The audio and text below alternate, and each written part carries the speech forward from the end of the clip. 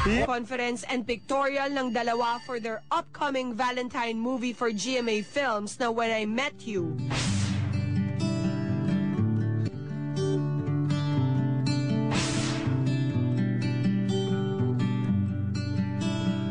Nasagap ni Sweet ang latest update sa mag-love team in their latest and exclusive sit-down interview.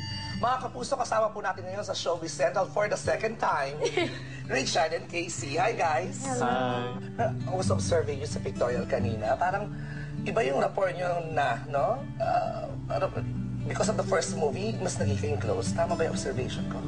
We were able to experience a lot of things sa first movie. We had to go through things like traveling together, promoting the movie. So, marami kami na-experience. Masaya talaga kasama si Chard. And nung nagkita kami ulit talaga kanina, parang, eto na naman tayo. Round 2. Ding, ding, ding. At grabe, ha? So, nakita kayo ulit. Na-miss nyo ba isa't isa? Madalas na kayo mag-text na? Are you text, friends? Text buddies. Buddies? Yeah. Yan naman ako sa mga tanong. Kunwari wala sila rin. Nagtago. Uy, huwag ka magtago. Sino ang madalas mag-text kanina? Be honest. Si Casey, mahilig kasi siya mag-update talaga. Ikaw, Chard, sumasagot ka naman. Kasi halos 5 years din akong nawala. So parang nasanay ako na ina-update yung mga tao tungkol sa nangyayari. Kasi ito naman... Ako naman yung opposite. Hindi ako nag-update.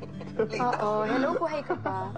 Is it true, Chard, in-invite mo daw si Casey to watch with you sa laban ni De La Hoya tsaka ni Pacman? Yeah, actually, it's not the first time. Kasi before, in-invite ko rin siya sa... Oh, ano ba yung schedule? Pagkakataon mo na mag-explain kay Chard kung bakit na in-invite ka, hindi ka pa Parang may pwede. kahalong tampo yun. Hindi. Kawan. Naiintindihan naman kita eh. Sa susunod na lang kay Ricky Hatton. Why not? Oo. So, why, ano ba? Baka sabihin ng mga tao, hindi ka kasi mahilig sa boxing, hindi naman schedule Hindi, lang. baka hindi. Actually, schedule lang din. Okay. Pero at the same time, wala lang. Actually, hindi naman talaga ako mahilig sa boxing. Pero sa kabila ng mga issue, patuloy ang nagkakamabutihang samahan ng dalawa. Sa tunay na buhay, pag sinabi mo yung kay Chard, duktungan mo, when I met you, When I met you, sa kanya mo kasi when I met you, when I met you, akala ko masungit ka. Talaga? Bakit? But, kinwenso na, no? But, Hindi pala. ayun. Okay na ba yun? Kinikilig ako sa kanilang dalawa. O, Chad, ikaw naman. When I met you, I learned how to live for the moment.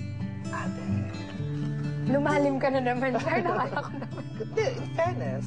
Thank you very much, Thank guys. you. Thank you. For the first interview, sit-down interview for this movie. Yes, Yes. the first. When I met the two of you, kinilig ako.